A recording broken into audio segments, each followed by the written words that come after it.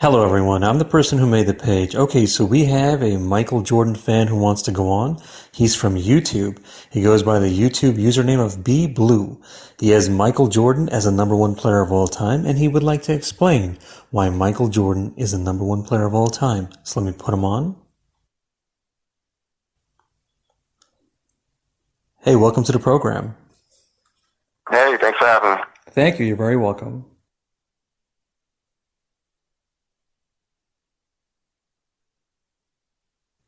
Okay, so you have Michael Jordan as the number one player of all time. Feel free to explain if you like.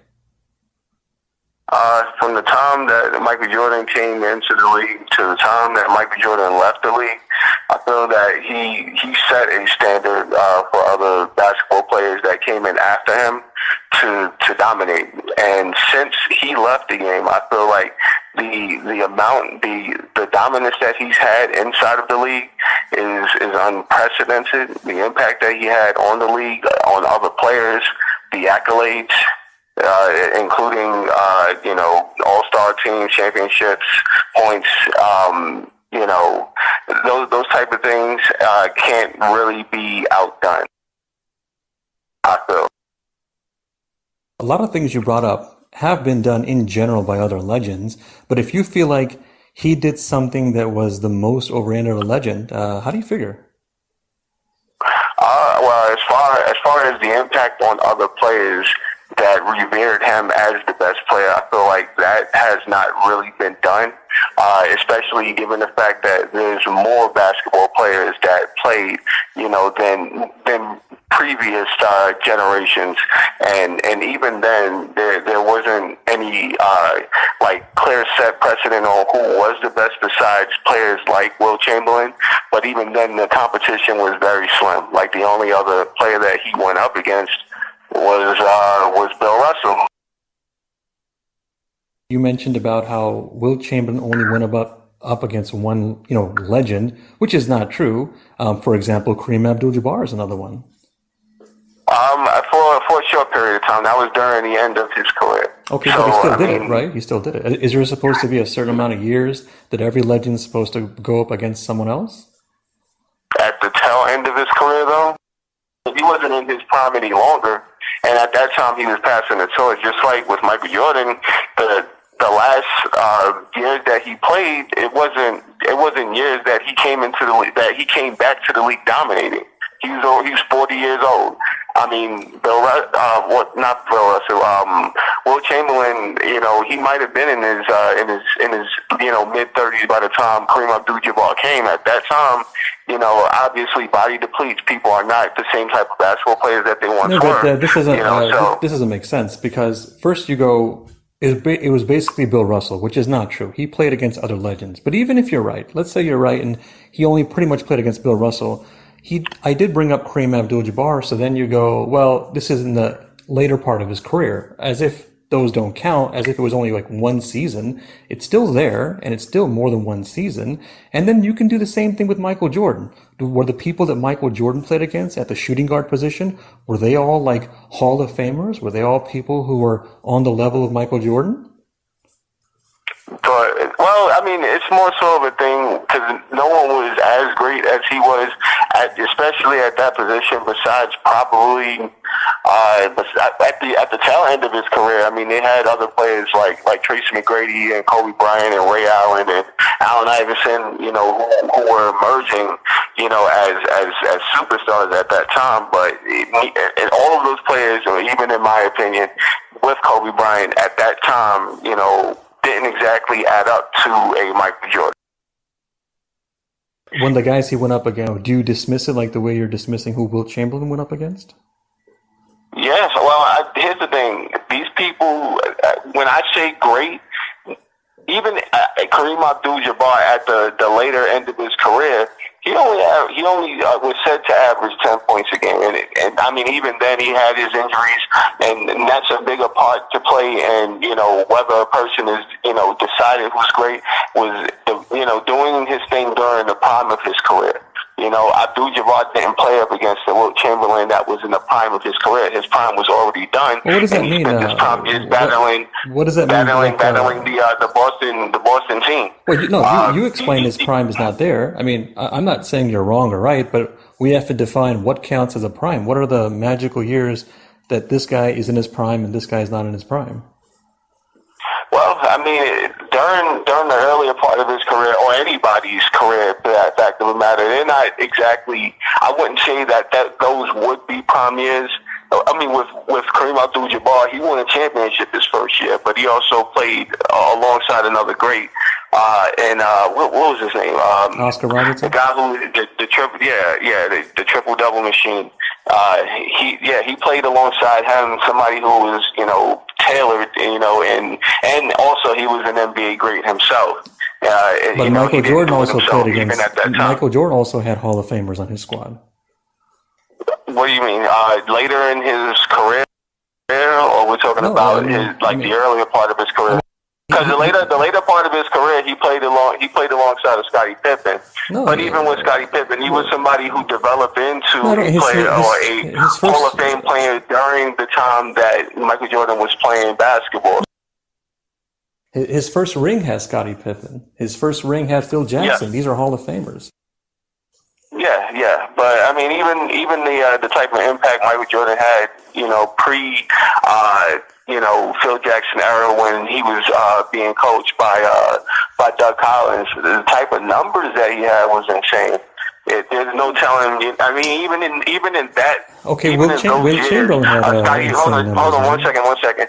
Even in those years, Scottie Pippen was underdeveloped at that time, and he really emerged as a player during the later '80s, during maybe 80, 88, 89, and 90. I know we know when he came in the league, but what I don't get is lots of players developed. Not when he came in the league, but when he became the type of player that that was worthy of being an all-star. Right, but somebody who was revered as being a great basketball player. But it doesn't matter when he developed, because lots of players on lots of franchises have teammates that develop faster, develop later, they win sooner, they win later. I don't understand what difference it make when he developed in your mind, because he still was there, he's still a Hall of Famer, he still helped Michael Jordan, and they won.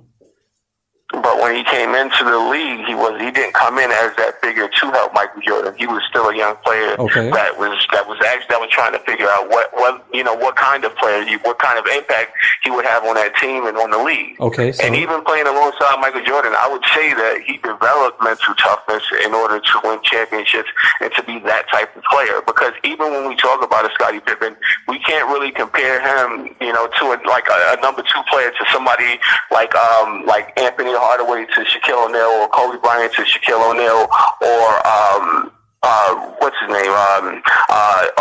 Either you can go, Magic Johnson or Kareem Abdul-Jabbar. He wasn't really that type of caliber of player. But when Kareem Abdul-Jabbar was on Showtime, he wasn't the same Hall of Famer every year. When Kareem Abdul-Jabbar is in his last few years, he's not putting up the same numbers or playing the same minutes he played in his first few years. So just because a guy with the name is there doesn't mean he's the same guy every year. And whether he's a number one guy or a number two guy, it doesn't make a difference. Everybody needs help to win. Absolutely. And Michael Jordan, just like lots of other people, had people on his team to win. He's not going to win by himself.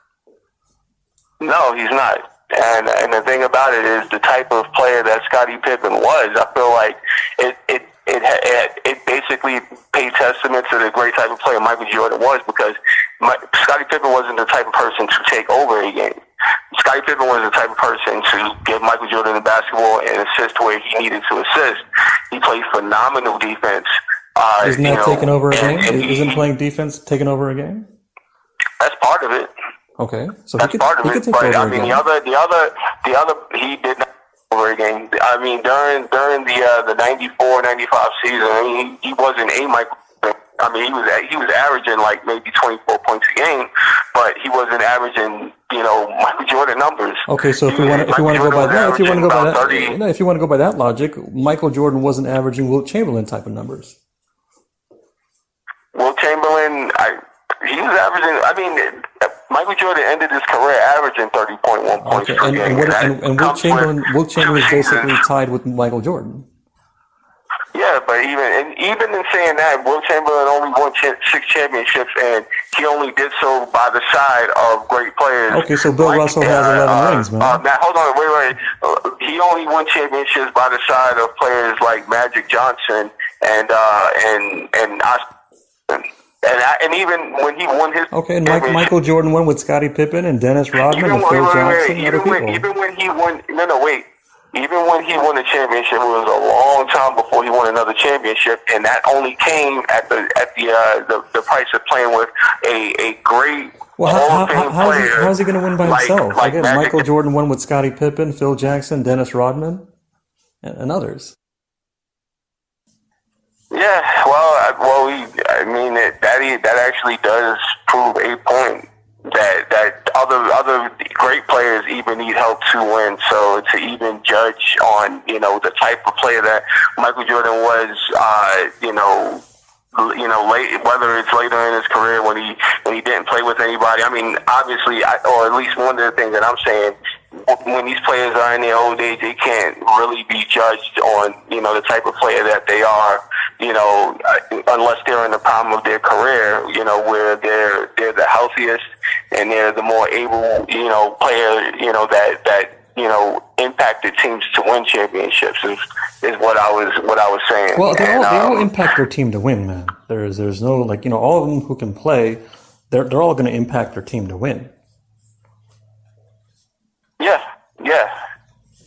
Yeah. So this thing about prime years and things like that, I mean, yeah, obviously it makes a difference if you're in your prime, but whether you're young, kind of in the middle, older, or whatever, if you can play, you can play. If you can help your team win, you can help your team win.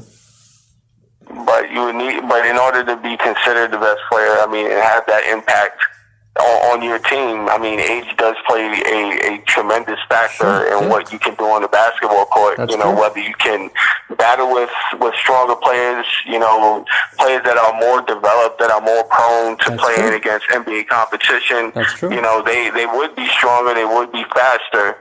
But even in saying that, some of them may lack experience along with having, the physical ability, to play, but in their later years, they may have more wisdom and less physical ability. But when you get into your deeper years, it becomes a thing where you have less physical ability and you have more wisdom, but you have a lot less physical ability. And even after the age of 30 years old, with human beings, our metabolism doesn't exactly keep up, with what we were before then. Okay. It gets lower and lower. And and even with Michael Jordan, with the type of athleticism that he had, we saw that drop, during the times when he came back to the league, there was a lot less athleticism, and there was more experience. I mean, you still got the same grit. You still got, the same effort. I think as far as his mid-range game was concerned, there was a lot more accuracy during that time. There was a lot less going to the hoop, a lot less dunking on people. Just to get, all these things are, I mean, that's all fine, but let's get into why Michael Jordan's the number one guy, man. So far, you haven't proven Michael Jordan's the number one guy. Well, I don't think anybody is going to prove that anybody is the number one guy, because, I mean, to say that somebody is the number one guy and to really, nothing that really isn't something that could be factual, especially to the point where these players in their prime hasn't played against other players in their prime, in their careers, that we would consider the greatest. Like, some people would say it's Kareem Abdul-Jabbar. Some people would say that it's Bill Russell because of the amount of championships that he has. Some people would say, Kobe Bryant, or Michael Jordan, or LeBron James, Kevin Durant. What do you Kevin Durant. Yeah. But these players, generationally, they can't play against each other because, they're in a different generation at a different time. So it is a matter of opinion. So I don't think anybody's going to be able to prove that. But I say, for my opinion, I say that it is Michael Jordan as far as the impact.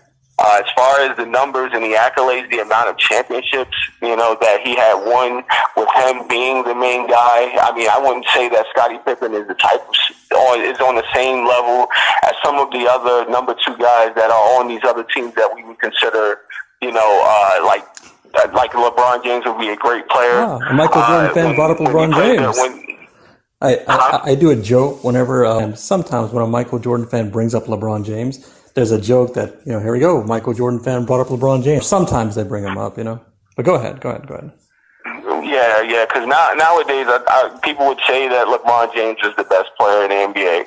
And even in saying that, I guess in a sense, generationally, the type of things that he's able to do, like not a lot of great players that ever played in the league was able to do a combination of all of those things. But even in saying that, you still got other people inside of the league, like right now, Giannis, Antetokounmpo, or, he even played with Kobe Bryant. Well, let's get to Michael Jordan. Let me finish.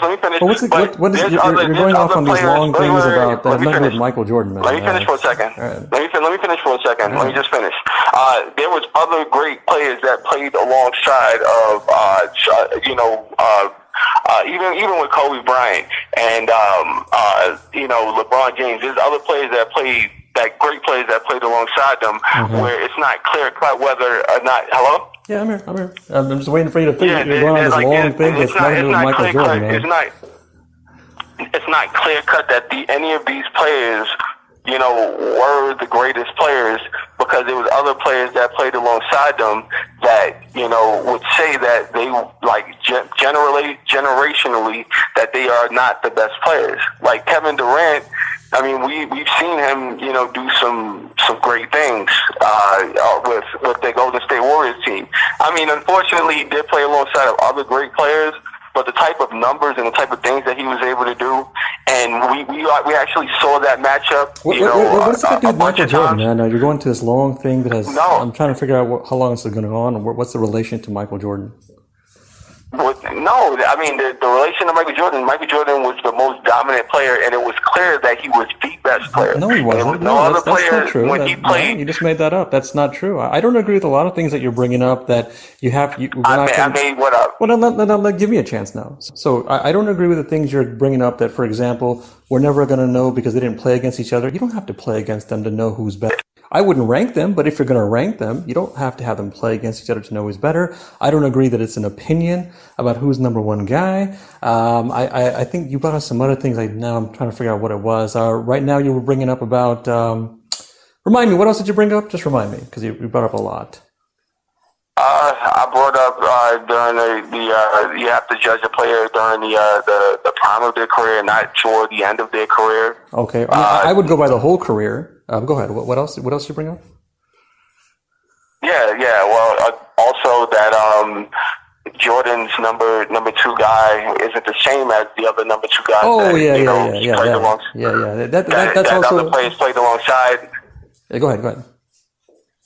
Yeah. That was another factor. Okay. Yeah. That I think is kind of not also making sense because everybody needs somebody. Somebody usually is number one and number two, and then they're sacrificing their game to win, which I thought to you guys was the most important thing. No, what I was saying was, and also, what about to those other number two guys? It's debatable if Michael Jordan's better because Scottie Pippen does a lot of things too, and I'm sure you can make the point that Scottie Pippen is more of an all-around player than Michael Jordan, and you can make the point. Would you say Scottie Pippen is better than Michael Jordan? I mean, it depends on what your topic of better is. What is your topic? You're talking about scoring? No, Michael Jordan gets more touches, he gets more points, he scores more, he probably has more. As an overall player, as an overall player, you would say that Scottie Pippen was better than Michael Jordan? I'll put it to you like this. If somebody said that as an all-around player that Scottie Pippen was better than Michael Jordan, I wouldn't have a problem with that because there is a case to be made that all-around Scottie Pippen does more things and or does it at a higher level than Michael Jordan. And then the other point is it doesn't even matter anyway because everybody needs somebody to win. So, and then the other thing about, you brought up one more thing. It does matter because those players would say how much help that somebody like that would need in order to win. And, I mean, pretty much the main thing is that a player wins championships, and how you can impact the team to win championships would would say how much of a great player you actually are. Okay, so is Michael Jordan the ultimate? Sense, Is Michael Jordan the number one team player of all time? Number one team player? Yeah, you said not that right? I think that. Or no? No. Well, impact on team and team player, that's two different things. The best leader could have the biggest impact. The best team player could have the biggest impact. So either way, do you think Michael Jordan's the number one leader of all time or the number one team player of all time? Those are team accolades, and there are so many other great leaders. Like even Robert Parrish was, called the chief. He was a great leader, but he wasn't the number one person on that team. But I don't know if anyone thought he was the number one leader of that team. He was. I think that he was a leader on that. I think he was the leader on that team. You can think that. Maybe you're right. Maybe you're wrong. I have no idea. I just don't know anyone who's ever claimed that the number one leader on that team was Robert Parrish. I mean, most people will probably think Larry Bird is. Some might give it to Dennis Johnson. I wouldn't give it to Dennis Johnson. Okay, but anyway, I wouldn't give it to Kevin McHale. The two main leaders on that team, Robert Parrish was one of them, and the other person was Larry Bird. Yeah, maybe. But anyway, maybe I'm wrong. Maybe you don't have to be the number one leader or the number one team player. Because to lead a team, it doesn't take you to be the best player either. What was that? To lead a team, it doesn't take you to be the best player. Okay.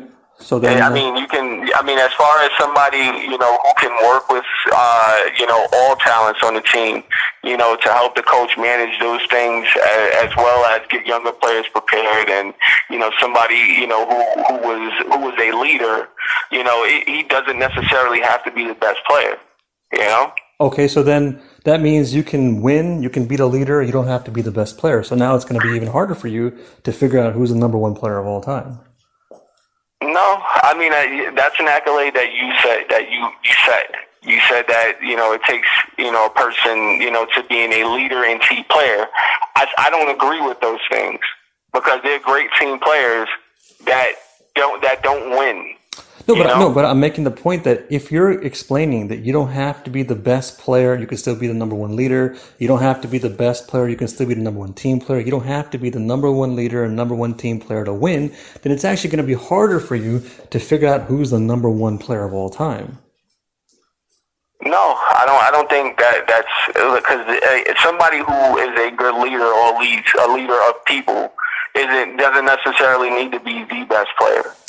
The best player will lead a team in a sense with his example, but it doesn't necessarily mean that he needs to be the person who's going to always encourage the team because that can come from many different sides of the team. But how are you going to figure out who's the number one player of all time if you're going to go by things like who's the number one player? The person who impacts winning on the floor the most.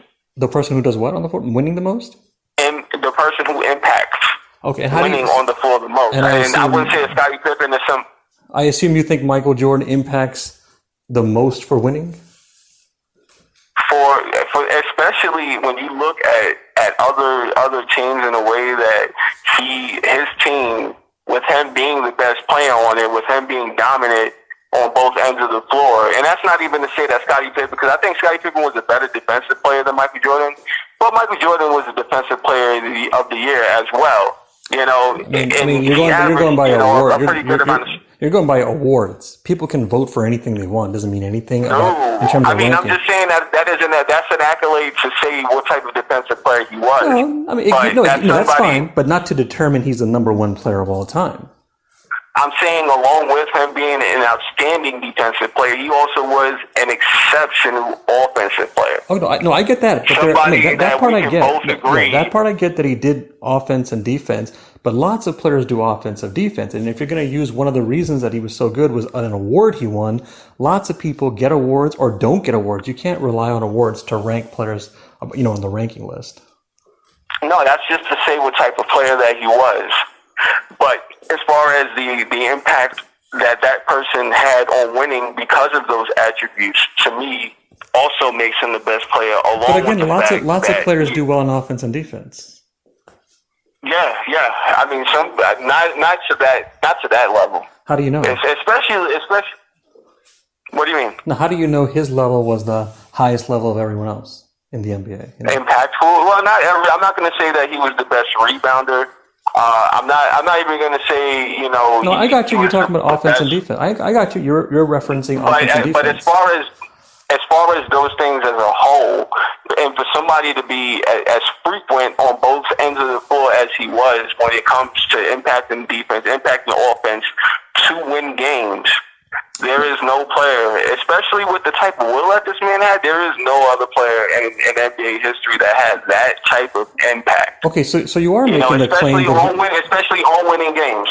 How do you know that? The type of best player that he was. I understand, but how do you know that? Championships that he has, the type of. I mean, for one, when the later Bulls squad, they won. What is it? They were a 72-10 team. The previous seasons before that, like they were winning. I think the least amount of games that they won, 64 games.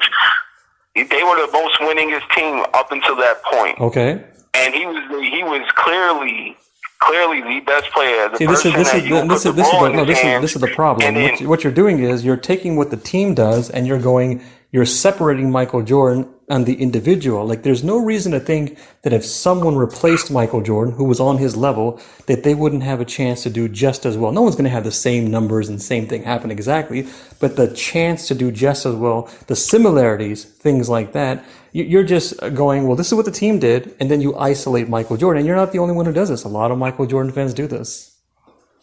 What, isolate? No, I mean, here's the thing. Like, if you put that particular team and you switch, Michael Jordan to play on the earlier Los Angeles Lakers squad, and then you take Kareem Abdul-Jabbar and then you switch him to play with the Chicago Bulls. There's no saying what would happen with that particular type of chemistry. Right, but that works both ways. If you take Magic Johnson off Showtime Lakers and put in Michael Jordan, there's no one knows what's going to happen exactly. If you take Larry Bird off and replace him with Bill Russell, this applies to everyone. Right, but what you're doing though is you then conclude based on what happened with Michael Jordan, which obviously the team did well, he did well. He makes an impact and they win. The players on his squad makes an impact and they win. But you're just assuming that this kind of thing makes him the number one guy. What do you mean? The type of impact that he had on that three-peat and the three-peat before that, and the dominance that he had on that year. Yes, it definitely says something about the type of player that he was. Oh, I don't dispute that. It says something about the type of player he was, but it does not conclude he's the number one player of all time. I think it does. Based on what? Especially when we're talking about, because as far as I said his impact on winning games, and the type of, like, if you take a Michael Jordan out of the equation for that particular team, I mean, we've already had that scenario happen, and they tried to put somebody like Ron Harper in there, and they were out of the playoffs in the second round. Wait, hold on. If you take any star off of any franchise, the squad is not the same. Again, you're taking what happened and you're using it as a conclusion. Hey, that's proof he's number one, but it doesn't make sense. It can happen with anyone. It's a reason. I'm not saying it's the ultimate conclusion. I never know. I'm saying that is another reason. No, I'm not claiming that that's your number one reason. I know that's a reason, part of your other reasons, but it shouldn't even be there as a reason because you could take anyone off a squad. Take Magic Johnson off. Take Larry Bird off. Take Bill Russell off. And there's more examples, but you get the point. If you take them off, they don't have the same chance to win.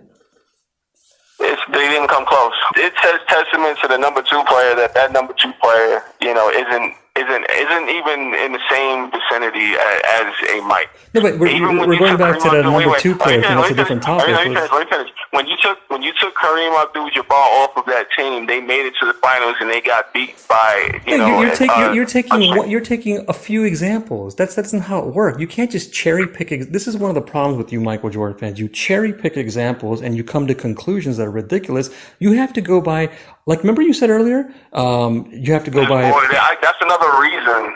But No, but like, among let's go. other reasons, I can to say find that, you. I can find you another. I can so find it's you not- another it's not- year. For example, let's go back to when Kareem was in his prime. Suppose Magic Johnson's a young guy coming into the NBA, and Kareem wasn't in there the first 2 years. You have no reason to think that the Lakers would just keep winning rings. Maybe they would. Maybe they wouldn't. You have no idea. This happens with any franchise. Underdeveloped players would say that they wouldn't win rings at that time. I don't know. I think.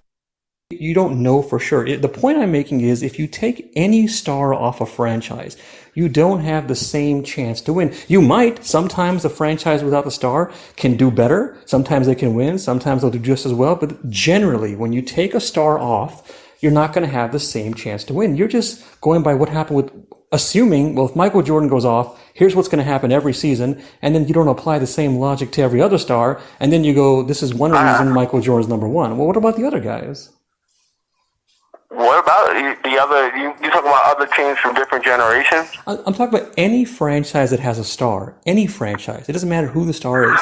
You could take them off. Yeah, are they going to all have the same chance to win? Maybe. You don't know that. No. I'm saying that. All right. Let's compare. You know, the impact that Kareem Abdul-Jabbar had on that Los Angeles Lakers squad. But you can do that if you like. You can do that if you like. I want you to feel like you have a fair time, but it doesn't matter because you're just cherry picking an example and then you're assuming things. What about in general? If you take any star off any franchise, are they not going to have? You're not going to get straight to a chance of winning a championship. But as far as the impact of that player. You know, I think that it was a greater impact when Michael Jordan left and went to play baseball. Yeah, based on what? Than somebody like a Kareem Abdul-Jabbar who got older and left. No. Again, you're going back to you're going back to Kareem Abdul-Jabbar. That's not how it works. You can't cherry pick examples and then come to these ridiculous conclusions. You have to apply the same logic to everyone to be fair. So, if you take Michael Jordan off, sure, that's another great player that we're discussing. Right. But I keep telling you, general players in general, if you take any star off a franchise, you will probably, in general, have less of a chance to win because you're taking off their star. You're just assuming this. How great of a chance would you have at winning when somebody like of that particular caliber comes off the team? I mean, is Michael Jordan the only legend who's played in the NBA? No, I've also applied the same logic to that same Los Angeles Lakers squad. And I followed up to that. I'm trying to apply other example, but we're not really talking about that anymore. You're just saying, well, one thing doesn't, and I'm actually just trying to tell you. I followed up to that. I know you've done that, but you're not paying attention to me. You can give me any example you like. All you're doing is making an assumption, and then you're ignoring the bigger point, which is if you take any star off a franchise, are you not going to have less chance to win? You keep going back to, well, I'm trying to bring up Kareem Abdul-Jabbar. Ultimately, yes, you have less chance to win, but how much of a chance how much does that impact your team from winning? I have a better question. How do you know what's going to happen if every star was taken off their franchise then?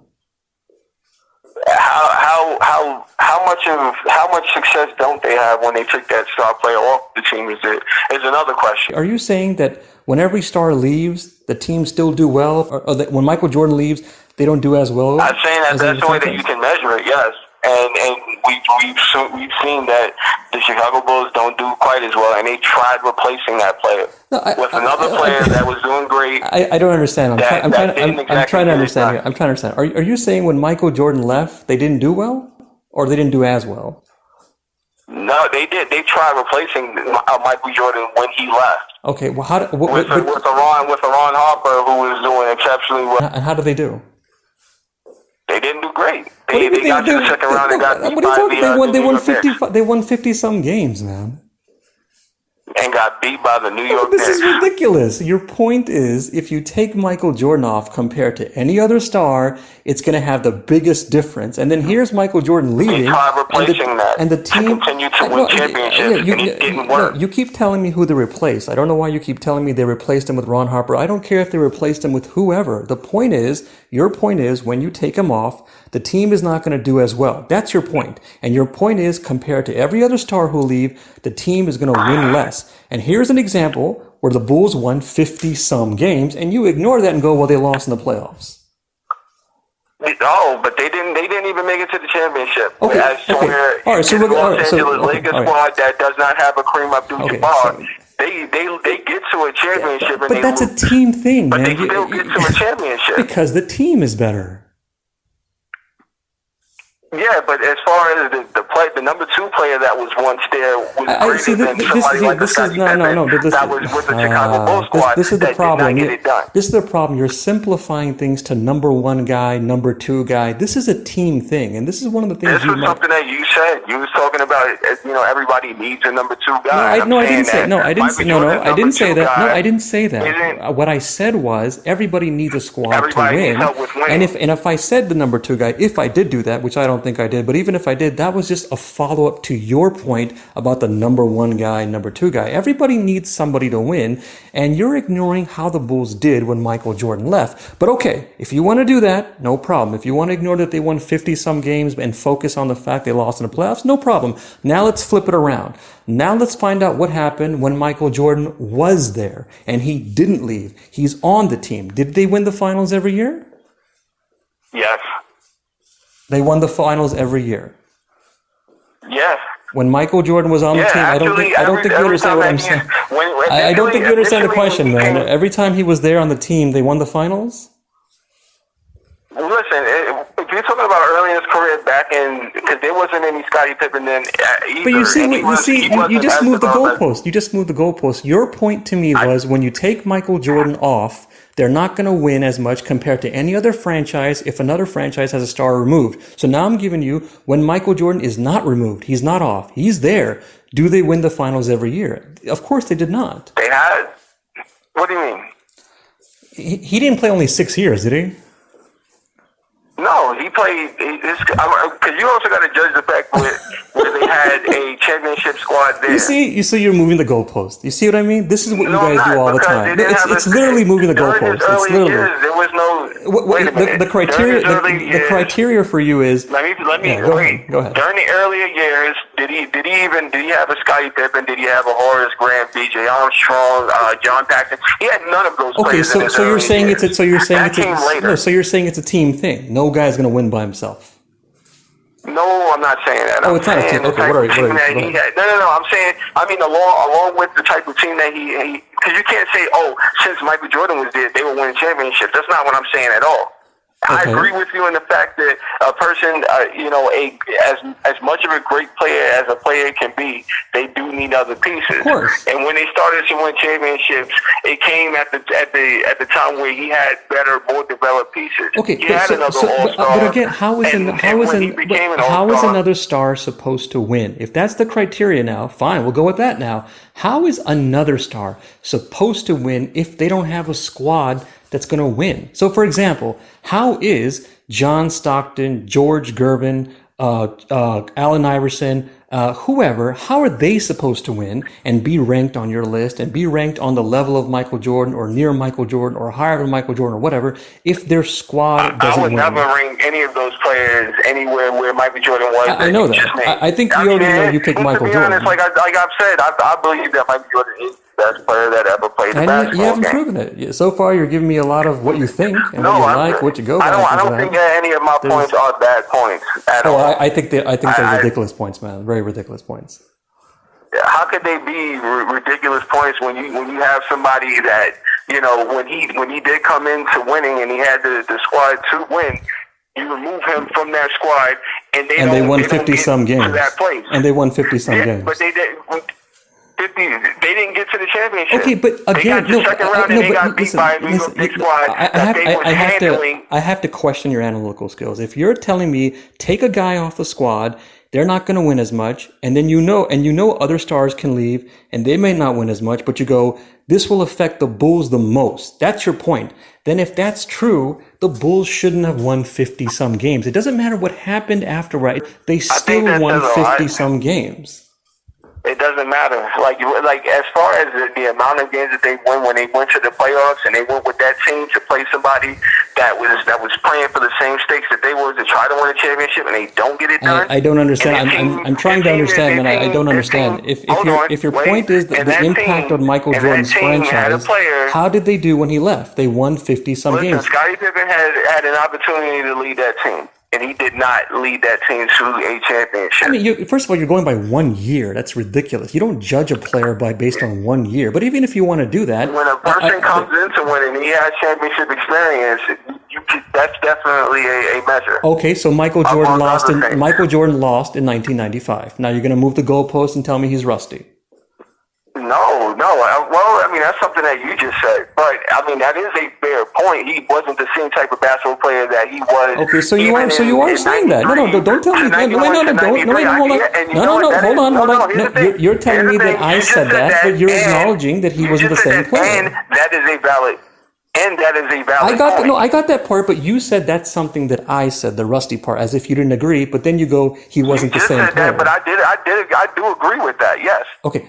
Obviously he played baseball, so it was a different. It was a completely different program. That's fine, but I'm showing you what you guys do all the time. And then he turned around and he proved that he can win. We already know what happened. And he dominated, and it did not matter what else he was playing against. Man. And they were great players. I understand that, but the problem, but you're not getting that you keep moving the goalpost.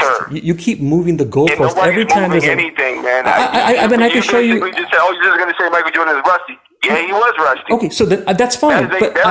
That's fine. But every time there's a problem with Michael Jordan, it's always moving the goalpost. I can give you example after example of how you're doing this. And the reason this is important is because... What, him being too old? I think that's a valid point as well. Okay, but the point I'm making is, in order to... But that was in his later years, and he was... And at that time, he had... Whenever you judge guys, the key thing is to be fair. To be fair to everyone. Don't just cherry pick and move the goalpost. So if you think something... I'm being very fair. I can show you that you're not very easily. If you say, I want to go by rings, I want to go by impact, I want to go by will to win, whatever you want to go by, even though I disagree with as those being reasons to rank him as the number one guy, if you're going to do that, then be fair and apply it to everybody. And what you end up doing is, when I show you the holes and impact on his team, when I show you how other stars can leave and they may not win as much, when I show you how he lost, every time you don't go, well, that's true. You move the goalpost to an excuse or a variable, which is fine. If you want to do that and go, well, he wasn't in his prime. He didn't have a squad. His number two is not like other number twos. He was rusty. You could apply the same logic to everyone else who ever lost. They have their variable, their excuses. We'd never come to a conclusion on who would be the number one if we just looking at it, just from, those type of things or that type of reasoning. And those reasons you shouldn't go by again. But if you're going to do it anyway, be consistent, be fair. Don't just cherry pick and move the goalpost. And I think I have. I mean, I can do this again. I'm clearly showing it to you. The people can play this tape back. You went by, if you take Michael Jordan off, this is what's going to happen. And I showed you what happened, and you went to, well, they lost in the playoffs. That is moving the goalpost. They had 55 wins. Yeah, so you're looking at the brighter side of that particular season. Because a game is a game in the regular season or playoffs. If your point is take this guy off your squad, they're not going to win as much. It doesn't matter when it is. It's still the same squad winning and losing. You're saying that is going to be the same conclusion no matter what great team that we're talking about. I told you if you take any star off of any franchise, you're probably going to have less of a chance to win. And you act like, well, those franchises, they don't lose as much compared to the Bulls. It doesn't make, you're just assuming that. You have no way of knowing that. You're just coming to these conclusions and you're basing it off of... They didn't win as much, but okay, go ahead. Off 1 year, they won 50-some games, and you're coming to a conclusion. It doesn't make any sense, man. I mean, and then what about the other franchises? What do you think would happen to the other franchises? Every star left for 1 year. You think none of them would win 50-some games and lose in the playoffs? Maybe. I don't know. I have no idea. Do you know? And what started? Well, you know what? Those teams also had great impacts when their star players left as well. So if you're agreeing, that's a nice thing. So do you still want to go to the same conclusion about Michael Jordan? No, what do you mean? If he leaves, that I mean, when he left, that was a grave impact on his team. Sure, and again, if any But star even leaves, then, it's going to be an impact on they their had team. a player to try to replace him. Again, and it doesn't. didn't work out. Again, it doesn't matter who the replacement is. That's not the point. The point is, if you leave, what's going to happen? You can apply this to every franchise, man. Every star, everyone who left, every team that wherever a Where star they try left. to find somebody and they make it to or the Los Angeles Lakers squad is probably the closest thing I can find to something that closely resemble to that I mean, particular stars situation. leave. Okay, so the situation has to be the same now. So now we're moving the goalpost to this. So now you have to be in your prime and you have to leave at that time. Is that the criteria now? What? No, they were. Here's the thing: Kareem Abdul-Jabbar wasn't in his prime at that point. He was an older player. Right. So don't And you want even in that, the impact, like the dynamic, even for that team has shifted. So I mean, because here's the thing about it: like, I'm not even saying because we can look at all different types of variables. Right. We can look at all of these different types of Right. things. What I'm saying is, as far as the things that the type of player that Michael Jordan was, and how important that was to his team to winning a championship. That those type of dynamics that he brings to a team, it really can't really be Right, but matched nobody is by disputing. any other But player. nobody is disputing that Michael Jordan has an impact, and you have a better chance to win. And when he leaves, you have less of a I'm chance to win. saying that particular type of impact is something that yeah. you can't really find in other players. Yeah, that we're disputing. You're just assuming his That impact is the dynamic number one is impact. it's something that you will not find in any So other player. so is he the number one? I mean, a team player. Does he have the number one impact on a team versus everyone else? And if you think any of these things, how do you know that? Yeah, I mean, I believe so. Okay. Like his impact equal championships. How do you know? What was that? His impact equal championships. Okay, he lost a bunch of times. Yeah, he did, but I mean, he also didn't have the same teams when he Okay, lost those times. so that means it's not about his impact only. You need a squad to win. This is one of the things you guys don't, you Michael Jordan fans don't get. Is Yeah, you know you it's do need a squad to win. I know you know it's a team game. I know that. A lot of you Michael Jordan fans know it, and I know one guy doesn't win by himself. Actually, some Michael Jordan fans think he won by himself, or pretty much won by himself. But that's a different topic. So anyway, what you guys do is you jump ship. You go, yeah, it's a team game, but he's the main reason they won. I mean, nobody wins by But then themselves. what are we even arguing if we're talking about teams? Like, Well, I mean, you tell me. You're the one who has Michael Jordan as number one, man. A player's impact toward winning, or the Okay, dynamic that he so you brings think to Michael winning. Jordan is the biggest impact player of all time? for his particular there's a lot of different types of impact that he has. I know that. Because it's not just his impact of winning this on a team, but his impact on winning this, like his the level of his competitiveness when he goes. Lots of against players other have teams. these things, man. You're just you guys assume he has the What? biggest will to win, Who- biggest all killer right, instinct, As far as biggest psychology killer mindset instinct, to yeah, win. His drive is the that's biggest. also another dynamic. No, but Because the thing remember, about it is, like, at the we're end not of the disputing. day- We're not At disputing the any end of of these the day, things. when one great team plays another great team, the objective is to score and to score more than the other team. this is- Stop the other team from scoring as much as So the then, other team. why do they do anything else? Why don't they just stand under the basket and score every time? Why do they do anything else? They can't listen. You got two opposing teams that's playing against each other, so obviously that's not going to be the thing where Right. So scoring isn't like that top. Like this is another thing you guys do. I wasn't just highlighting scoring. I was also highlighting the fact that you have to stop the other team from scoring. Okay. Okay, and how do you do that? How do you do that? You don't just score and and play defense. You do a bunch of things. Well, a couple of other, yeah.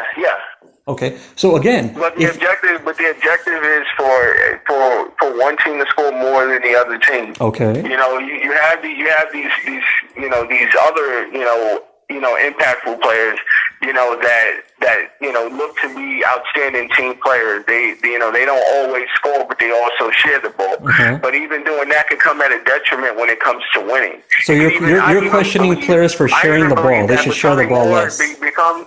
No. I'm saying even becoming more of a team player can take away from your chances of scoring. That's true. No, that's You're true. being- But you're but being hold on, too- you're being too unselfish. scoring too much can take away your chances from winning. That too, depending on what you're trying to do. When you put the ball in the hands of a player like Michael Jordan, there's a high chance for your team coming out succeeding. Okay, so Michael Jordan should have more than 6 rings. What do you mean? He doesn't have more than 6 rings because his team was bad. Okay, he didn't have another. He didn't play alongside another All-Star. And that's the point. Up until Scottie Pippen. Well, again, the criteria shouldn't be all-star. I don't know why it matters if you're an all-star. You could win with no all-stars and have a nice team then. And the point is, we agree it takes a squad to win and it takes a squad to lose. And just so you know, man, I don't blame Michael Jordan. But then why would we even be sitting here arguing about,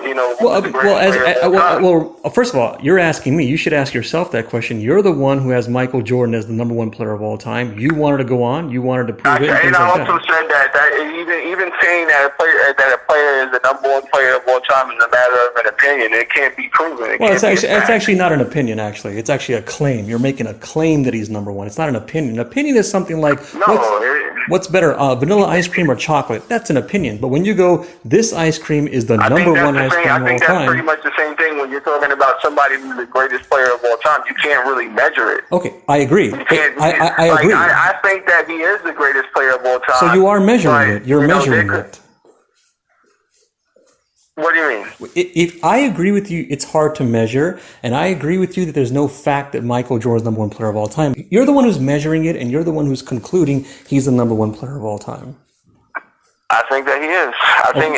In my opinion, he is the greatest player of all time. Okay, so far you haven't proven it. And even if you think it's an opinion, even if you believe that, I don't think. Here's the thing about it: you can never prove something like that. Okay, then why are you coming to that conclusion? Why somebody else? Then why come to that conclusion? Somebody else have this place and I'm on your side. No, I'm on your side. You don't have to tell me. I'm on your side. So then, why are you concluding he's the number 1 player of all time? That I believe that he's the number 1 player of all time, and those are my reasons.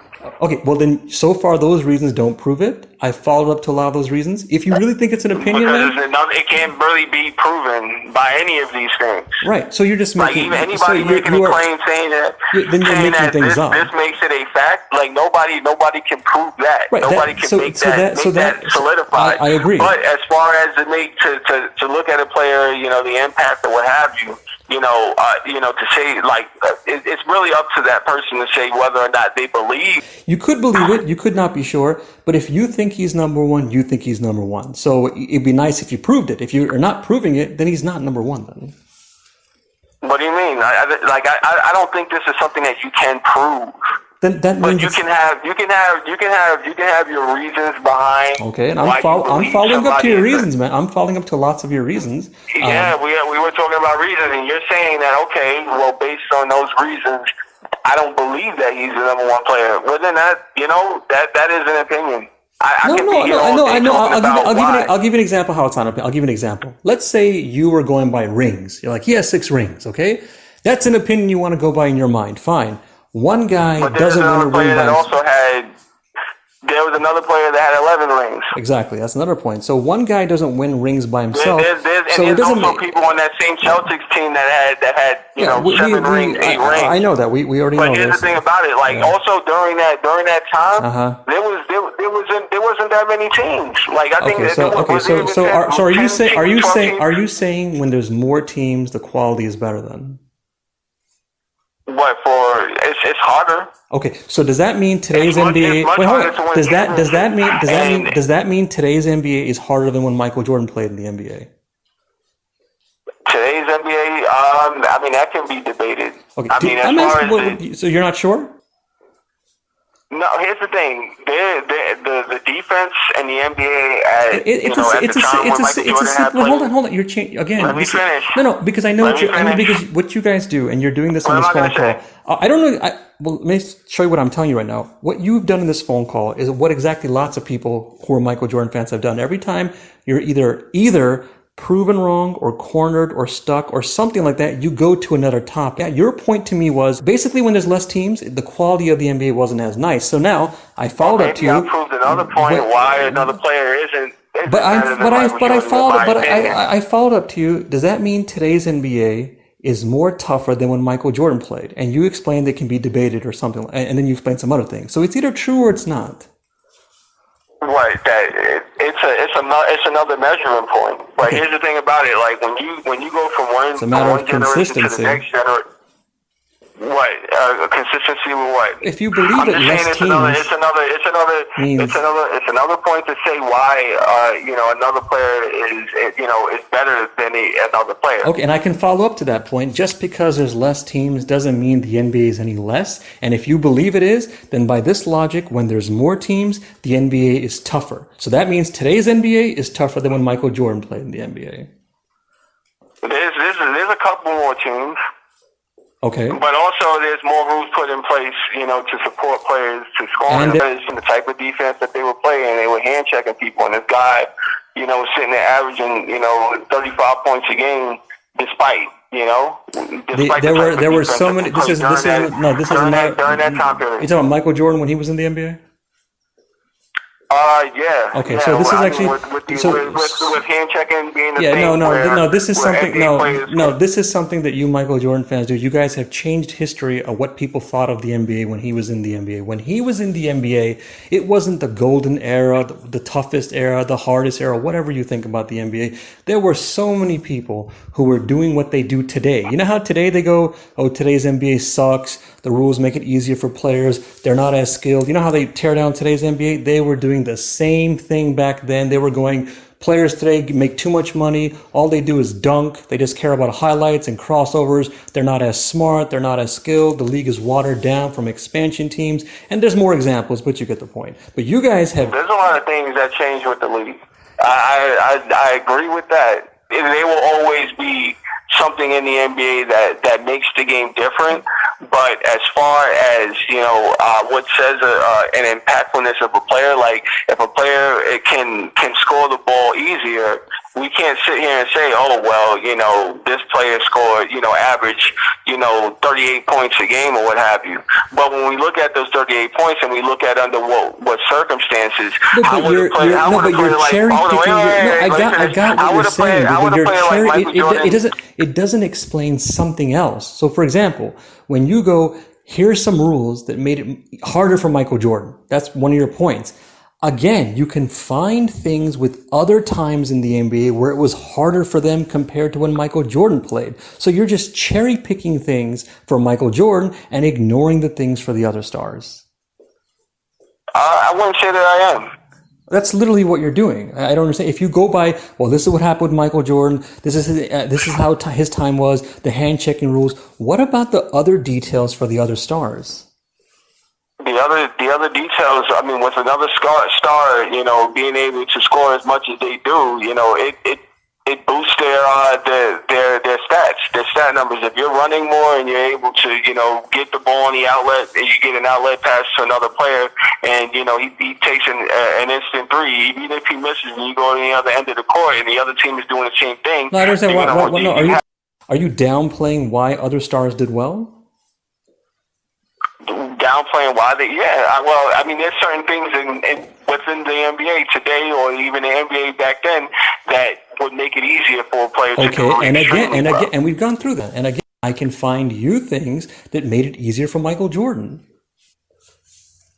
Okay, when this player gets into certain, vicinities of the basketball court, when it comes to stopping him, and you have to get, 2 and 3 players to play him.